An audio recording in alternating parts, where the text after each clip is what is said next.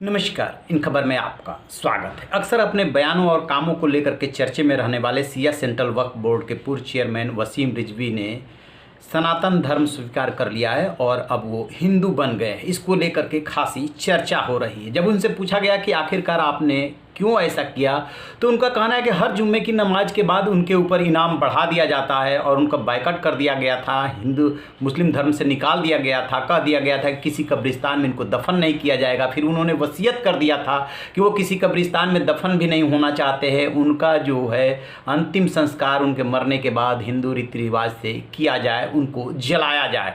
सबसे बड़ा सवाल ये है कि आखिरकार वसीम रिजवी क्यों चर्चे में रहते हैं और क्या उन्होंने ऐसा किया जिसकी वजह से मुस्लिम समाज के लोग उनसे नाराज हो गए। आपको बता दें कि ये वही वसीम रिजवी हैं जो कुरान से 26 आयतों को निकालने को लेकर के सुप्रीम कोर्ट गए थे। हालांकि सुप्रीम कोर्ट ने उनका पिटीशन खारिज कर दिया था, लेकिन उनकी एक किताब आई मोहम्मद के नाम से, उसमें उन आयतों को उन्होंने हटा दिया था। इसको लेकर के वो कंट्रोवर्सी में आ गए, चारों तरफ से उनकी आलोचना होने लगी और उनके सिर पे इनाम रखा जाने लगा। अभी जब महाराष्ट्र के कई शहरों में हिंसा हुई थी तो उसमें एक बहुत बड़े मुद्दा बन करके उभरे थे वसीम रिजवी। इनके किताब का विरोध किया जा रहा था। माना जा रहा है कि इन्होंने इस्लाम विरोधी है और पैगंबर के शान में इन्होंने गुस्ताखी की है।